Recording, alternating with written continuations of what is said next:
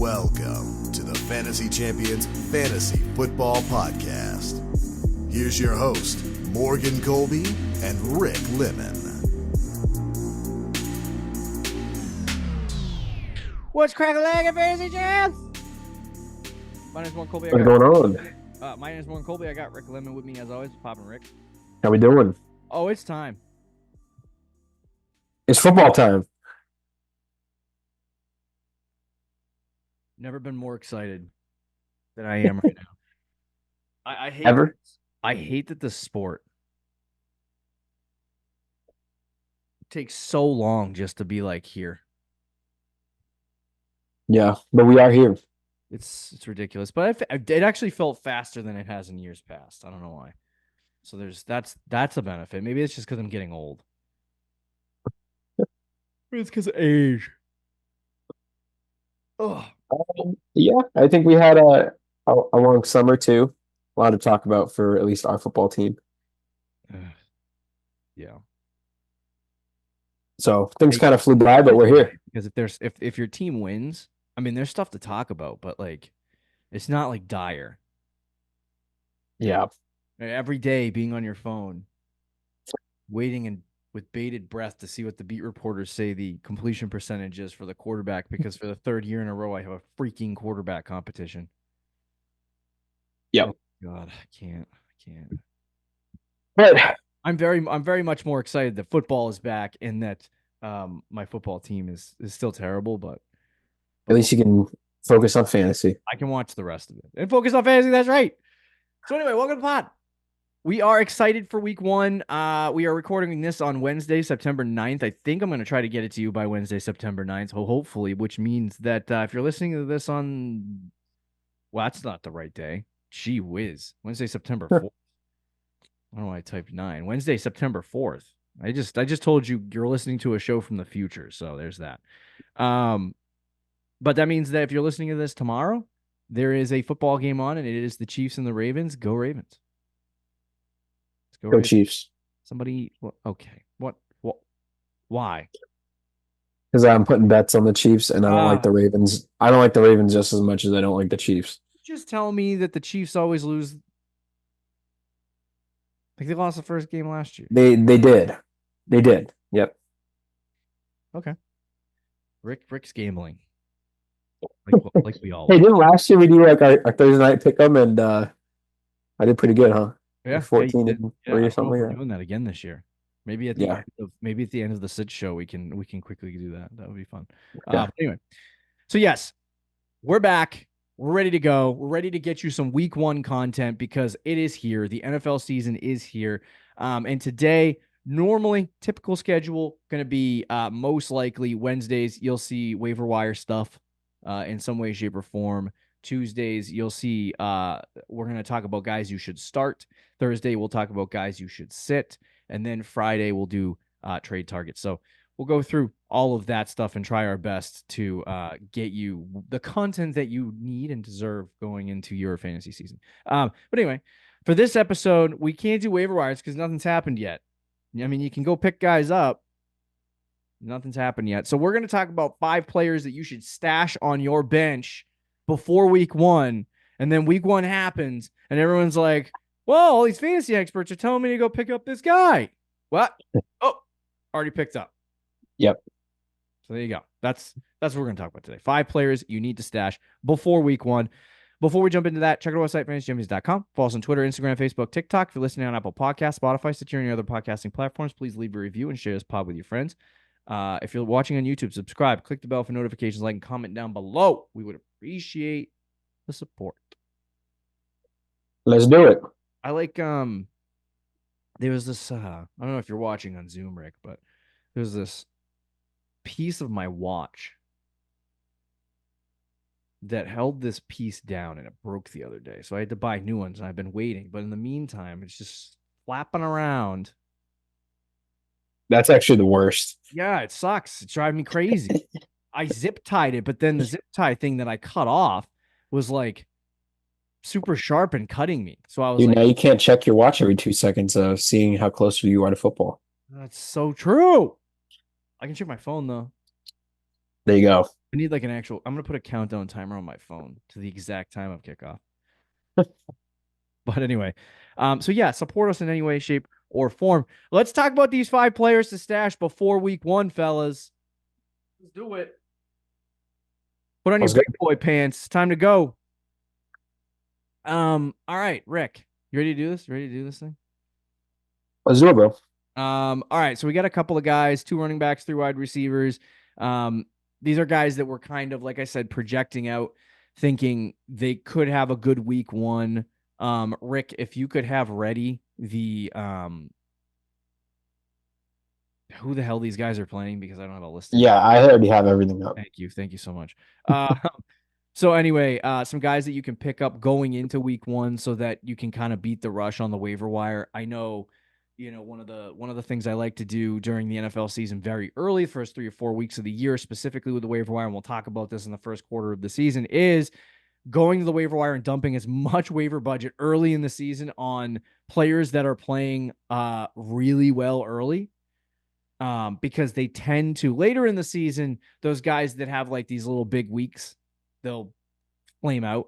But the early season guys that do it, it typically signals some form of a trend that the team has. So last year you had Kyron Williams, who came onto the scene. In years past, you've seen like a guy like James Robinson, like 4 or 5 years ago, do the same thing. So every year there seems to be a guy. And what we're trying to do is get ahead of that so we can get the guy on our team so we don't have to dump the waiver budget. Mm-hmm. So anyway, all right, players to stash for week 1. Number 1, Michael Wilson of the Arizona Cardinals. Okay. This guy is actually he's a pretty interesting player, but I was looking at the Arizona Cardinals like as a whole a week back or so just to see what they had. Their team, which is not a lot. Besides MHJ and Kyler Murray. I was gonna say Kyler Murray. Trey McBride. And Trey McBride. Oh, you see, that's why you love Trey McBride. I see the love. I see it. But they also had this young guy that kind of came onto the scene a little bit. I think it was last year was his rookie year. Is that correct? Yeah. Yes, that is correct. So he showed like signs of being a really good receiver.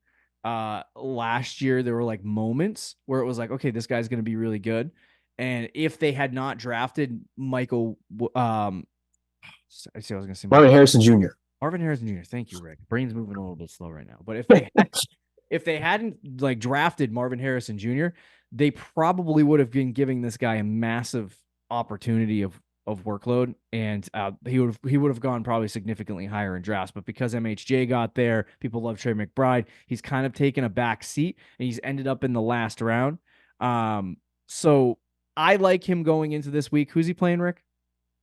Oh, I just got off of it. It is Buffalo. It is Buffalo. So he's playing the Buffalo Bills. Buffalo is kind of their whole team is taking a step back this year, offensively and defensively. So this shouldn't be a massively difficult game for him to have success. MHJ is probably going to get his, but if they're passing the ball, and this is probably going to be a game that they're going to have to pass it, negative game script, Michael Wilson will get opportunities. I wouldn't be surprised if he gets 6-7 targets in the game, catches 4 or 5 passes, and puts up a good fantasy performance that people go to the waiver wire and go, I want to get Michael Wilson on my team, and dump waiver budget. And if, God forbid, he catches a touchdown, everyone's going to be dumping all of their waiver budget on him. So if, like, not a lot of times can you go to the waiver wire before the season and get a guy who ends up being the wide receiver 2 on the football team. And that is the case with Arizona. Yeah, 100%. And as you said, should be a negative game script against Buffalo.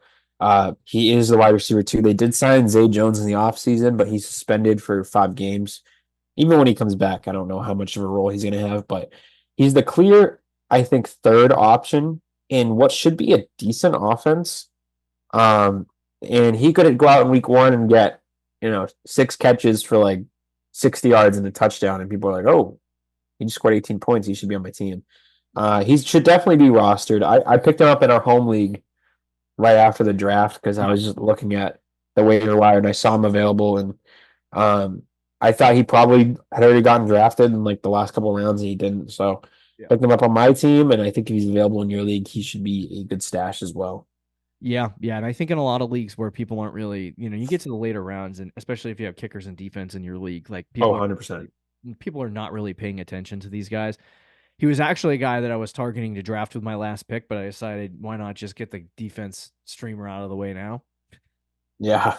So I didn't end up taking Michael Wilson, but I think for him, he's definitely in a lot of drafts, if you still haven't drafted yet, he's a good late round draft selection with some upside. And if he's not on your team, I would go check. But anyway, let's talk about the next guy, Jaleel McLaughlin. I actually tweeted, there's always one guy in the fantasy community that gets hyped up and becomes like a fantasy darling among all the fantasy football people. And that would be Jaleel McLaughlin. And so I tweeted that there's always one guy that the fantasy community loves for no particular reason. And this would be Jaleel McLaughlin. Yep. But I will say, so I like to look at years past and kind of like assess what the situation is for each football team, if that makes sense. And what like these young guys that come onto the scene in their early in the season and become these big waiver wire guys, like Kyron Williams, for example. What was the circumstance with him going into the season? They had Cam Akers, right? Who at the time, everyone, I think he was a 6th round draft selection, 7th round draft selection, something like that last year, which is absurd to me because Cam Akers is like almost out of the league at this point. Yeah. But people were like, there's no one on the football team. Cam Akers is going to be the guy. People were kind of muttering a little bit about Kyron Williams, and he became like if you drafted him late in drafts, great, but fell off into the waiver wire spectrum early in the season. And then he blew up week 1 and they gave him a massive workload. And that workload never really changed all season with the exception of him getting hurt for a few weeks. So what you need to look at in those situations is what was that circumstance? You're looking for a muddied backfield. So a backfield where there's guys that you're just unsure are going to get opportunity. Like there might be, for example, a backfield that is very similar to that would be Cincinnati. You have Zach Moss, you have Chase Brown. No one knows who the guy is going to be. Right now they're saying it's Zach Moss because Zach Moss is the veteran, but you have this younger guy in Chase Brown. So like that's an example of a muddied backfield. So you have to find those muddied backfields and figure out what guys can come out. And I think Denver fits that bill. Javonte Williams has been good. Rick loves Javonte Williams. But he also, at times he's been good, at times he's been bad. He's been hurt. There's been all kinds of stuff. I think this is Javonte's final stand. Like if he's not good here, I agree with that. Yeah, he's going to be done. And Rick can kind of give you the counterpoint to Javonte because it's not that I dislike Javonte Williams, but I do see him as a similar player to a little bit more productive, but similar player to Cam Akers last year, where it's like people are drafting him. They're like, okay, this is it. This is finally Javonte's turn. And then you have this guy, Jaleel McLaughlin, come in and take over. So, my main thing is that Jaleel McLaughlin, really good pass catcher. The Saints back in the day and last year's Denver Broncos love to throw it to the running back position. They love to do that. And with Sean Payton's offensive systems, they love to throw it to the running back. If Javonte's not the guy that's getting the pass catching work, which I don't believe he's going to be, it will be Jaleel McLaughlin. And if at some point he takes over as the main rusher on the team, I think there's opportunity for him to become a featured back on this team and be that guy going into week 1 that everyone's trying to acquire on the waiver wire. But I think he's at least one of those guys that you should take a look at. Go through the whole league. Like I said, I like Chase Brown. He was drafted in a lot of leagues, so you can't pick him up on the waiver wire, but Jaleel McLaughlin, definitely one of those dudes. Yeah. And, I took Jaleel McLaughlin a lot in best ball, and I do like Javonte Williams. So I think the example you gave with like Cam Akers for me is a bit extreme, but I get what you're saying. And with McLaughlin, you made some valid points with he's a great pass catcher. Sean Payton loves to use multiple running backs. He loves to use his running backs in general, And especially in the that's passing game. at times that has worked in fantasy football, by the way. Mark Ingram as like a grinder. Javonte Williams. Which, I mean, I don't think these guys are nearly as good, but that's kind of the profiles that they have. Yeah. So like that could be what they do to utilize them, but right. And I also think the Broncos offense probably not going to be able to support it, but it could be like a poor man's version of that.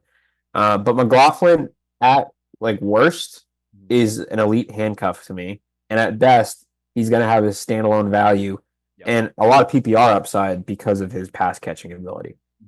He's a guy that with Sean Payton, I think he could catch like 60 passes this year. They got rid of Samaje Perine, who was the only other guy in the backfield that's really a pass catcher. The guy they drafted in like the 5th round, Audric Esteem's probably not going to play much this year, and if he does, he's not really doesn't profile as a pass catching running back. Like McLaughlin is their pass catching running back. How do you say that? Because I've been Audric Esteem, I think. How do you pronounce it? Estime. Estime. I don't know if that's not how you say it. That's probably I don't know. Names, though. I would say that's probably what you. Anyway, sorry. I don't know. I couldn't tell you if I'm right or wrong, but yeah. So McLaughlin, because of that pass catching ability, and he's a handcuff, but he also has standalone value, and he's a guy that could go out week 1, catch 6 or 7 passes, and all of a sudden, with that PPR value, people will be flying to the radar to get him. But you could pick him up right now before we play any games. Yeah, and he had only 17% of the snaps last year. On the season, just overall, and obviously his snap percentage has kind of increased as the season went along. It varied at times, but he still averaged 2.1 targets per game on only 70% of the snaps. So if you extrapolate that workload to more like a 45 to 50% snap percentage, he could be in the vicinity of 80 or 90 targets, which is really good. And you also talk about the offensive system that they run there. We talk about how they like to target the running back. Who did they go pick up at quarterback? Bo Nix. Charlie.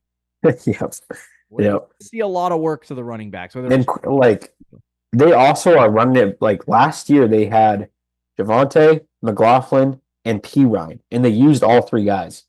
And Perine's not there anymore.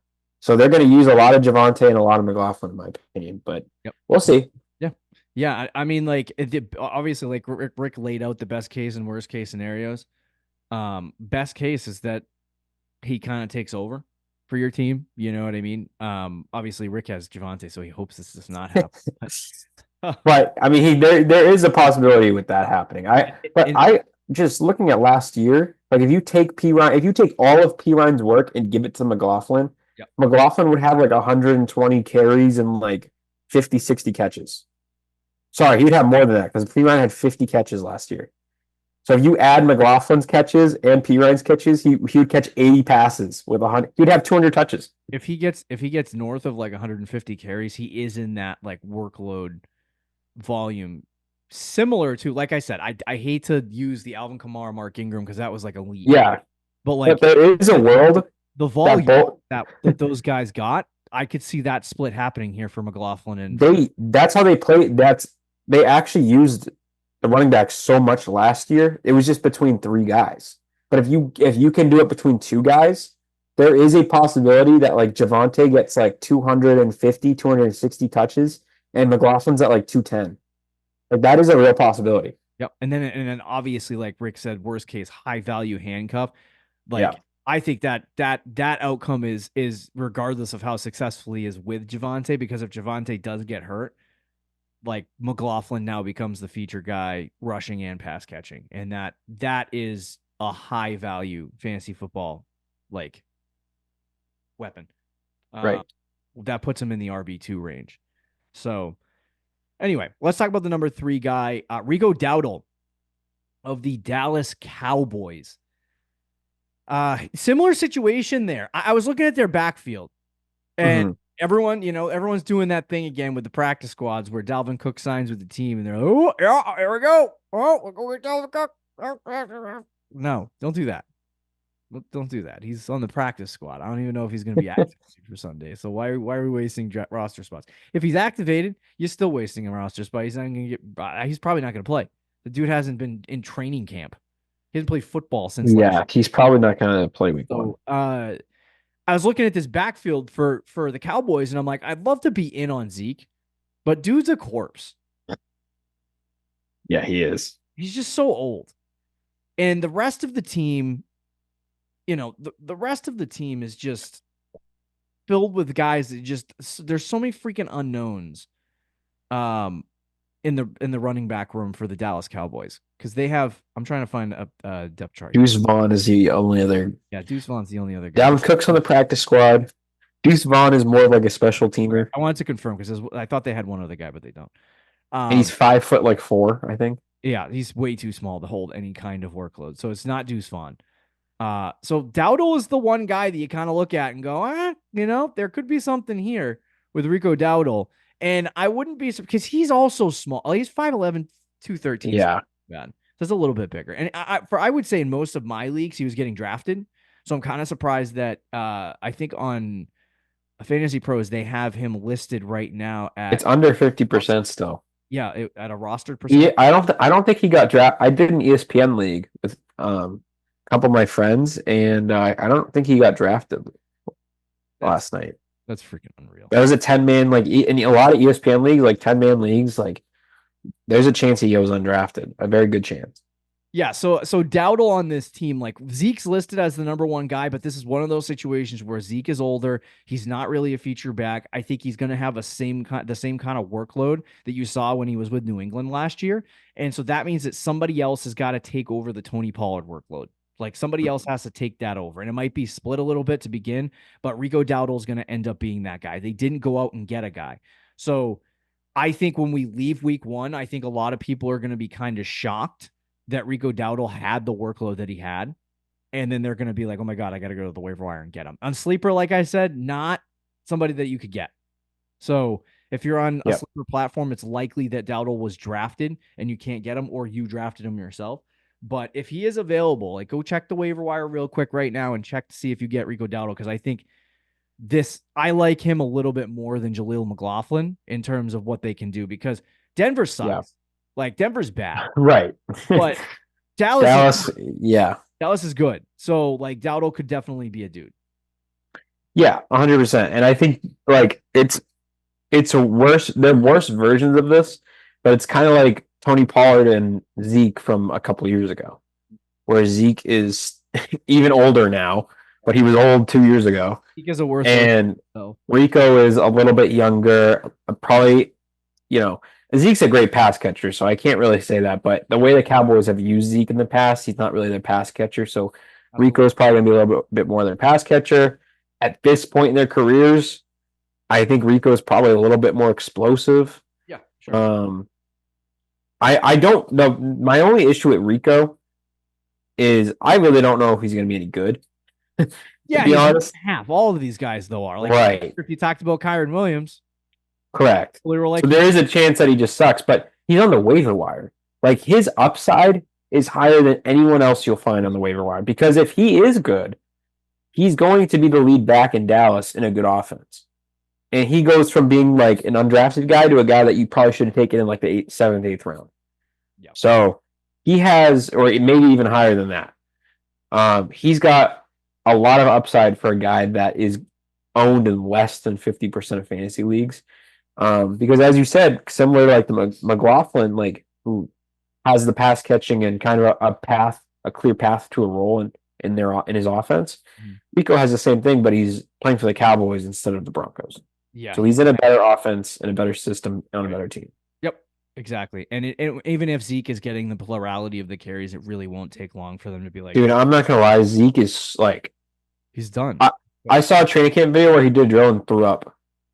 Oh yeah, I remember that. Oh my God, it's like, dude, I forgot about that. Yeah, Zeke's toast. Like he's a great player, but I will be honest, and to be fair, they are practicing in like 110-degree heat. Yeah. Oh yeah, no, 100%. But he's also in year 8 or 9 as a running back who's had like he has had 180 carries at least every single season of his NFL career since 2016. Yeah. Like he has, I don't think he's gonna have anything left. Yeah, I agree, and I think that's why you gotta. if he's not on the waiver wire, I'd go get Dowdle. Let's see if you can make a trade. Yeah. Pop Douglas of the New England Patriots. Oh, I don't know why we're targeting crap offenses, but Patriots are here, and we have Pop Douglas. Now, last year, Demario Douglas, which is his real name, in case anyone was like, oh, his name's not Pop, which it should just be changed to Pop at this point. But last year, he came on a little bit.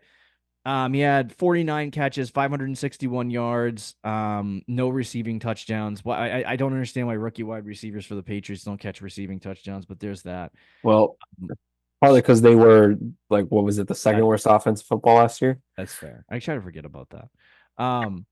But he was very, very good for the time that he did play. He missed different chunks of the season at different moments. And then he also was like placed in the doghouse by Bill Belichick a couple of times. Literally week 1 against the Philadelphia Eagles. Dude has 7 targets, 4 catches, 40 yards. Not, nothing blows you out of the water, but 7 targets. He looked good. Next week, he gets targeted twice. The second target, he catches, fumbles, and Bill benches him. From there on out, he had 50% snap percentage week 1.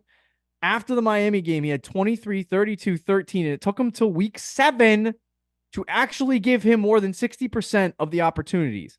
When they did that, he finished the season with 6, 7, 7, 9, 9, 5, 8, 5, 5 in target share. Every Patriots practice I went to, the dude was catching at least 5 passes. So it's like he's going to be open. He's going to get pass catching opportunities.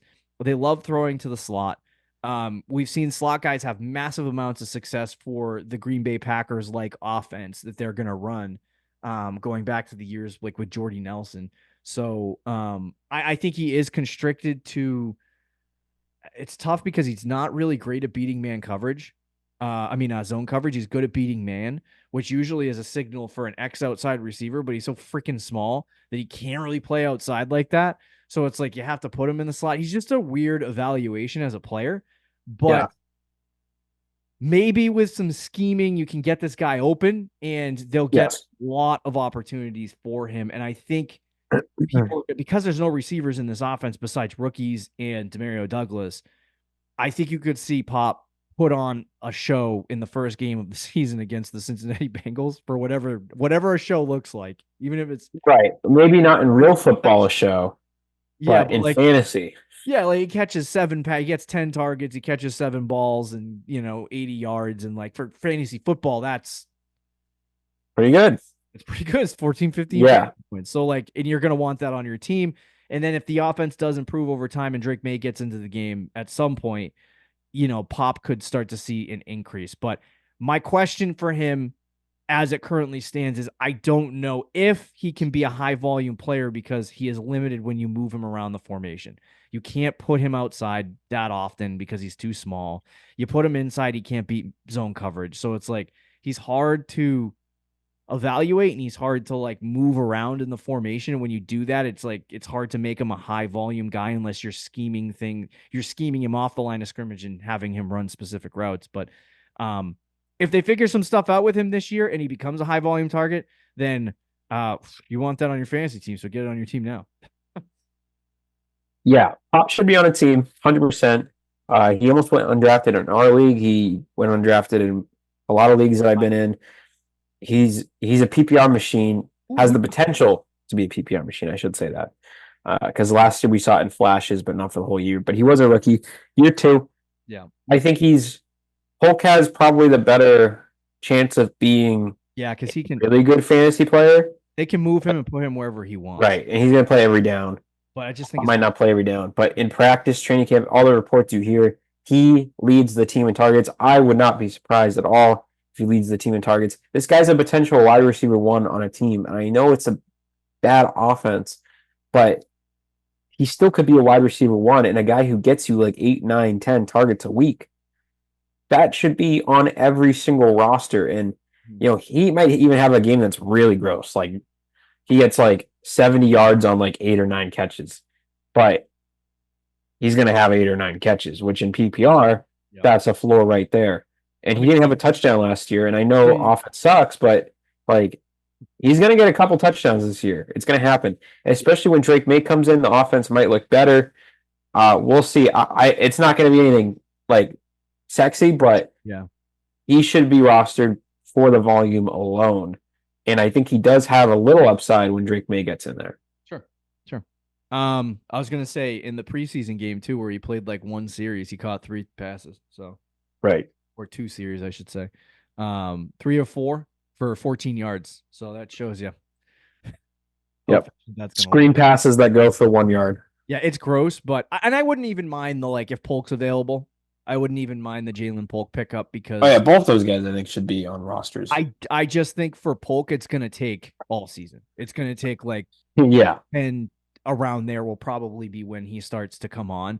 Whereas, and I hope it's earlier. I mean, I'll be all on board with it if it's earlier because big Pats fan over here, and I'd love to see some Patriots fantasy options. But Pop is going to be the guy at least early in the season here to put up numbers from a fantasy football perspective. But the success of Jalen Polk would also benefit Demarius Douglas. So I think he's going to be a guy we're going to be talking about after week 1. Yep. Finally, Josh Downs of the Indianapolis Colts. Try to go through this really quickly. He actually showed early on with Anthony Richardson decent production last season when he first came into the league. They did muddy the room up a little bit with Adonai Mitchell. So obviously Michael Pittman going to be the high volume target guy. After that, it's a question of who comes second. And Mitchell's got this ridiculous X receiver, outside speed receiver profile. But there's also a lot of questions with him in terms of route running. So it's I don't know what the Colts plan on doing with him. And it might take him a little while to get on the field because he is young and he is a rookie. But Josh Downs, now going into his second year, he was a 3rd-round pick. Last year, he caught 68 passes, 771 yards, and 2 touchdowns. Early in the season when he was playing with Anthony Richardson, he had 7 targets, 2 red zone targets in that game. He had 5 targets the next game, 1 red zone target, 12 targets in the game against Baltimore early in the season. So those 3 games Anthony Richardson played before he got hurt. And then after that, it was just, he kind of just collapsed. I mean, there were a couple of high target games after that, but they just didn't really get anything done. So, and I think that was all based on quarterback play. But if this guy comes into this season and he looks as good as he did early in the season last year, then you could see massive opportunity for Josh Downs. Like I said, I think what muddies it up a little bit is the fact that they drafted Adonai Mitchell and they're trying to, obviously get him ready to go. And I think he is clearly a better receiver talent-wise than Josh Downs is. But I think with Downs, he definitely is going to have some opportunity. We'll see if it turns into something, and I'm excited to see what he does. Yeah, I think he's kind of like Pop, where he should be rostered in leagues for volume alone. I mean, especially if you're playing PPR. This is a guy who had 98 targets last year. So I know they added some increased competition to the room, but he still had 98 targets as a rookie. That's really, really good. And even with the increased competition to the room, and I know people are also scared of Anthony Richardson and how good of a passer is he going to be? I don't really know the answer to that. We'll have to wait and see. But he looked decent last year when he was out there. And the way the Colts offense operates, I think people are going to be surprised that they throw the ball more than I think most teams with a rushing quarterback and a good running back typically do. Yeah. They threw the ball a lot last year. And I know Richardson was hurt, but even when Richardson was out there, week 1, first career NFL game, he had 37 pass attempts. Mm-hmm. So they won't be afraid to throw it some games. It's not going to be every game, but they will be throwing the ball a lot, and it has a chance to support at least 2 good receivers. So we'll see what Downs. I think it's, I don't think both him and Mitchell are going to be good. So we'll have to, for fantasy, we'll have to see. But Downs should have more volume than Mitchell. And because of that, should have a good PPR floor with some potential upside if he's the wide receiver too. I don't know how long it lasts. That's the problem for me, unless Mitchell kind of blows and he just doesn't even make he doesn't even make any headway this year. He just doesn't play. Because it did seem like Anthony Richardson loved downs early in the season. Yeah. So like if that connection continues, that could be beneficial. So you want to get that on your team. Who are they playing week 1? They are playing the Texans. Oh, okay. That's a good defense. That'd be a fun game. It should be a fun game. I'm excited to watch it. But anyway, there you go. There's 5 guys. 5 guys. Michael Wilson, Jaleel McLaughlin, Rico Dwaddle, Demara Douglas, Josh Downs. Get them all on your team. It's really easy, really simple. Come on, fellas. You can do it. Pull the sleeper app. Do it right now. Get them before somebody else does. Get them before somebody else does. That's why we're here to help you for fantasy football. We do have 2 more shows. We're going to do must starts, must sits. See you later, guys. See you. Thank you for listening to the Fantasy Champions podcast. Make sure you subscribe on iTunes and YouTube and follow us on Twitter @TheFFChamps.